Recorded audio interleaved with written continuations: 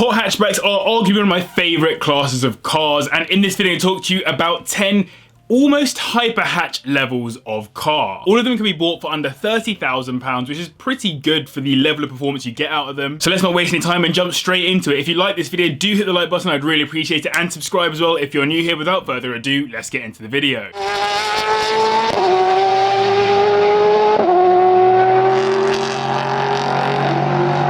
On release, the second gen John Cooper Works GP was Mini's fastest car ever with a top speed of 150 miles per hour, but that wasn't really the focus of this car. I mean, if you just look at it, you know it's built to do one thing, and that's go around a track, at least better than the standard JCW, thanks to the additional aero, stiffer suspension, bigger brakes, and weight reduction. But almost as, if not more importantly, it's a limited edition car, and globally just 2,000 were released, making people like us want it more. It comes with a 1.6 litre turbocharged inline-4 engine that produces 214 brake horsepower, taking it to 60 in 6.1 seconds. You don't need to worry about spec much on these, they all come in the same colour with the same alloys and interior. Instead, I think you just need to be sure as to why you're getting one. Is it as a rare investment piece for the very long term, or is it to bash around a track? That should dictate how much you spend, less for the latter, more for the former. You'll find GP2s listed anywhere from around the £17,000 mark, and for £30,000 you get a properly nice one from 2012 with low mileage. Its N18 engine fixed many of the problems that the N14 had, namely full engine death from the chain, so that's a positive as well. Even rarer than the GP2 is the Seat Leon Cupra R, of which just 799 were built, and you'll struggle to find them up for sale at pretty much any price here in the UK. I was fortunate enough to find one listed for £26,000 with 18,000 miles on it at the time of making this video,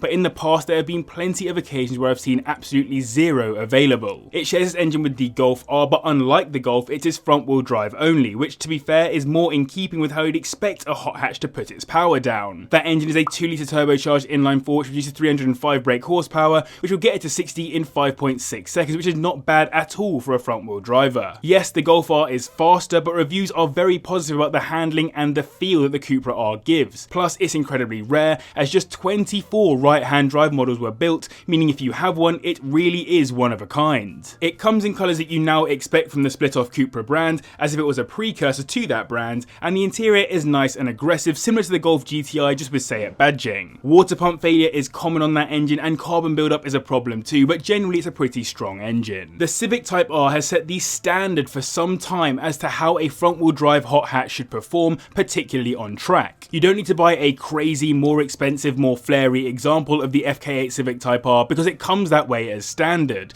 and was for a time the fastest front wheel drive car around the Nürburgring as a result. That's despite it not being hugely fast to 60. Instead, you can trust the car to give you the grip you need to carry momentum on track. It comes with a 2 litre turbocharged inline-4 that makes 315 brake horsepower, which will get it to 60 in 5.6 seconds. Of all the cars on this list, it definitely looks the most aggressive, with the mad flare, including that wing and the diffusers, all of which work to make the car handle absolutely incredibly well. It wasn't just the Nürburgring it set records at, it was also the fastest front-wheel drive car around Silverstone, Spa, Magny-Cours, Estoril, Hungaroring, and even Bathurst, which is a pretty insane list. 22 grand is the minimum you'll find these listed for, and for £30,000 you'll get yourself a 2018 example with around 25,000 miles on it. Grinding second gear and snapping brake discs are some of the key problems that have been noted on these, and they're also sensitive to alignment. The Megane RS has punched above its badge for a very long time, and the third generation RS300 trophy, which is actually based on a 4th gen Megane, follows this trend perfectly. Its more aggressive sibling, the Trophy R, set the Nürburgring front wheel drive record, but it's a much more expensive car, so given how punchy the standard trophy is, it definitely shouldn't be overlooked from a value for money ratio. It comes with a 1.8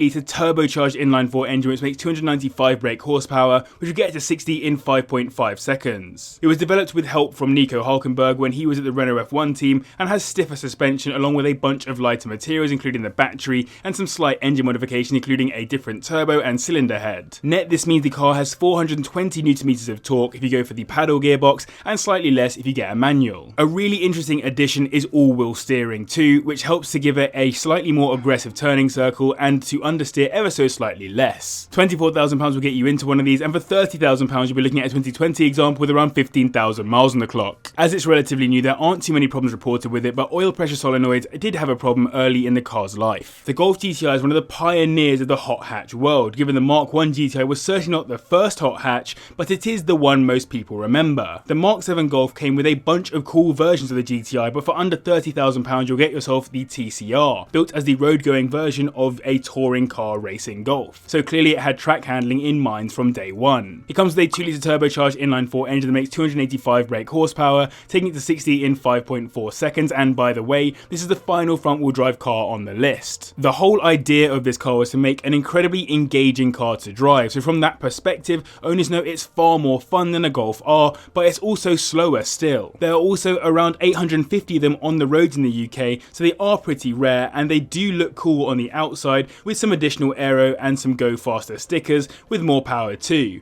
But the interior for me is a bit of a letdown, as it's effectively a reskinned GTI setup, not like the Club Sport S. £28,000 will get you a 2020 model, and for £30,000 you get one with around 26,000 miles on it. As I said, for the Seat, it's the water pump that goes wrong with these, but generally it's a good strong engine. By the way, as you're watching this video, I'm going to be at the London Classic Car Show on the 26th of February, and they have very kindly offered all of my subscribers £5 off their tickets if you use the code in the description down below. I'll also pin it in the comments. They had some problems with their promo code stuff, so if it doesn't work, just wait a couple of days and hopefully it should be there. And if you haven't already, do hit like, subscribe, all that good stuff. One of the most hyped up car releases by social media and journalists over the past few years was the GR Yaris, and what's insane is that it's still living up to that hype, and prices aren't really going anywhere. On release it was around the £35,000 mark, and only recently have there been any dropping below the 30k mark, particularly in the more desirable circuit pack, and I've only seen a few within our price range. But sub 30k will get you the smallest engine on the list, a 1.6 litre turbocharged inline 3 block that puts out 257 brake horsepower, meaning it from 0 to 60 in 5.3 seconds, not bad at all. It was built as a homologation special for Toyota's WRC entry, which they didn't want to be a 5-door hatch. So this was born with the all-wheel drive and a team led by 4-time WRC champion and a personal hero of mine, Tommy Mäkinen. They went aggressive first, then went back from there to make the car daily drivable, which is probably why the reviews have been so positive by petrol heads. A nice clean interior, the slightly more angry exterior, the performance, it really is a brilliant package, and I'll let you in on a little secret, once I've got my Alpha 4C, I'm looking at one of these for my daily. Overheating all-wheel drive systems is the only major issue that I could find amongst a few owners. We make a massive jump up in terms of 0 to 60 performance now, as the next 4 cars are pretty troubling even for a few old supercars when it comes to a drag race. We're starting off with the BMW M140i, which is the only rear-wheel drive car on the list, and has a 3-litre twin-scroll turbocharged engine that puts out 335 brake horsepower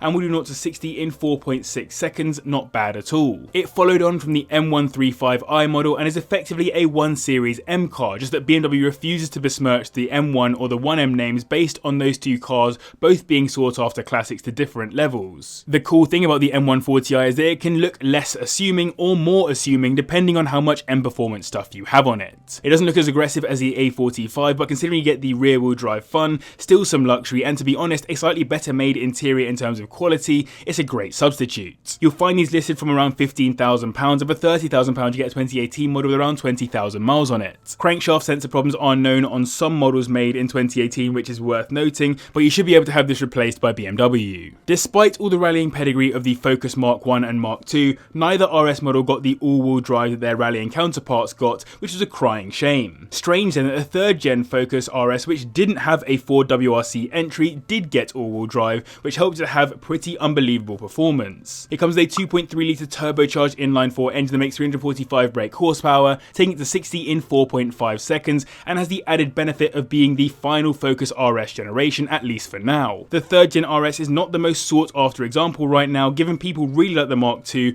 and the Mark 1 has ramped up in price in recent years, but the 3rd gen is by far the most rapid, though you probably know that already, and given it's the last of its kind, will probably one day be a classic for the ages, especially given fast forwards always end up being well loved. £20,000 will get you into one of these, and for £30,000 you get a 2017 model with around 20,000 miles on the clock. Coolant fluid leaking into the cylinders is the most well-known problem, which led to a bunch of recalls, and definitely isn't fun on the wallet if it isn't covered by Ford. Just missing out on the tops, but we have a car that really shook up the hot hatch world when it appeared in 2013 with its 2-litre twin-scroll turbocharged inline 4 engine that produces 354 brake horsepower and does 0 to 60 in 4.5 seconds, matching the Focus. People lauded that engine for being incredibly powerful as a 2-litre inline 4, but a key additional factor that put it in hyper hatch territory was it being all-wheel drive while having that DCT automatic gearbox to really bang through the gears as if you were in a supercar, not a cheap A45 AMG. And obviously it wasn't cheap when it was new, but it's pretty cheap today. the day. I honestly rate the A45 as being the hatchback that in the modern era has defined what it is to be a hyper hatch. Fast, a lot of flair, and mad performance. It's a really cool looking car both outside and in,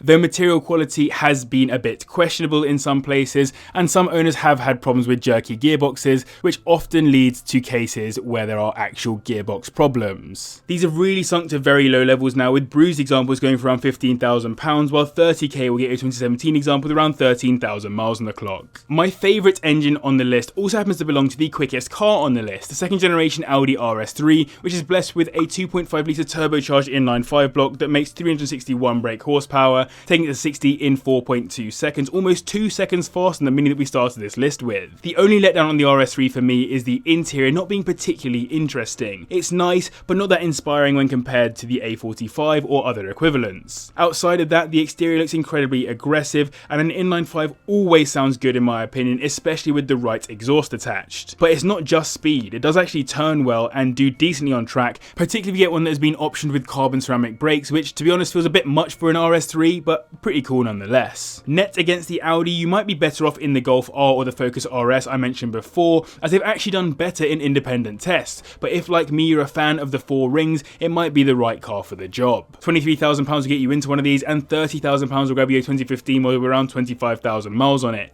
On reliability, there are a few known problems with the engine, fuel pump and electronics, as well as issues with the top mount and the MAF sensor. So what I want to know from you guys is, what is your personal favourite hyper hatch? It could be from any generation, I don't care what's your favourite hyper hatch, let me know in the comments down below. Massive thanks to the patrons for their support, and to you guys as well for watching, but if you want to see a video about more hot hatchbacks that are far cheaper than this, in fact a third of the price, then do click up here, and if you want to subscribe to the channel, which I'd really appreciate, do click down here.